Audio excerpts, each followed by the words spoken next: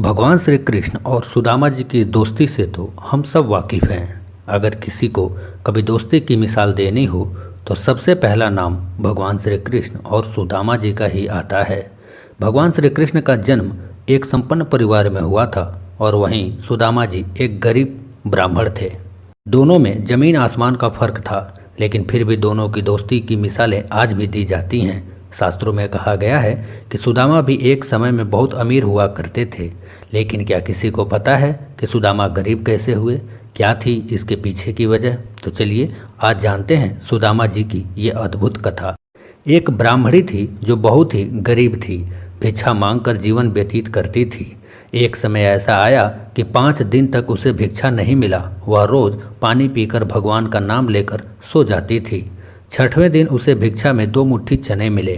कुटिया में पहुँचते पहुँचते रात हो गई। ब्राह्मणी ने सोचा, अब ये चने रात में नहीं खाऊंगी, सुबह भगवान को भोग लगाकर फिर खाऊंगी। यह सोचकर ब्राह्मणी चने को कपड़े में बांधकर रख दिया और भगवान का नाम लेकर सो गई। लेकिन कुछ समय बाद कुछ चोर चोरी करने के लिए उसकी कुटिया में आ गए। इधर उधर बहुत ढूंढा, चोरों को कुछ नहीं मिला, लेकिन वे चनों की बंधी पोटली चुरा कर ले गए, क्योंकि उनको ऐसा लगा कि शायद इस पोटली में सोने के सिक्के रखे हों। इतने में ब्राह्मणी जग गई और शोर मचाने लगी। गांव के सारे लोग चोरों को पकड़ने के लिए दौड़े। चोर वे पोटली लेकर भाग गए। पकड़े जाने के डर से सारे चोर संदीपनी मुनि के आश्रम में छिप गए, जहां भगवान श्री कृष्ण और सुदामा जी शिक्षा ग्रहण कर रहे थे। उस आश्रम में थोड़ी देर रुकने के बाद चोर वहां से भी भाग गए, लेकिन वे चनों की पोटली वहीं पर भूल गए। इधर भूख से व्याकुल ब्राह्मणी ने श्राप दे दिया कि मुझ दीनहीन गरीब का जो भी चना खाएगा वह दरिद्र हो जाएगा। प्रातःकाल गुरु माता आश्रम में झाड़ू लगाने लगी और उसे वही चने की पोटली मिली।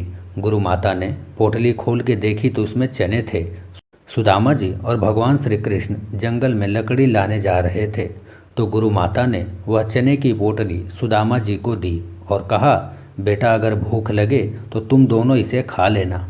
सुदामा जी तो जन्मजात ही ब्रह्मज्ञानी थे। ज्यों ही चने की पोटली सुदामा जी ने अपने हाथ में ली, त्यों ही उन्हें सारा रहस्य मालूम चल गया। सुदामा जी ने सोचा, गुरु माता ने कहा है यह चने दोनों लोग बराबर बांट के खाना, लेकिन ये चने अगर मैंने भगवान श्री कृष्ण को खिला दिए तो सारी सृष्टि दरिद्र हो जाएगी।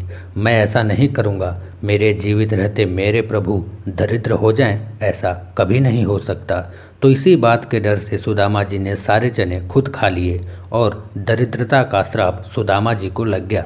दरिद्रता का श्राप सुदामा जी ने स्वयं ले लिया, लेकिन अपने मित्र को दरिद्र नहीं होने दिया। ऐसे निभाई सुदामा जी ने अपनी दोस्ती और खुद दरिद्र बन गए।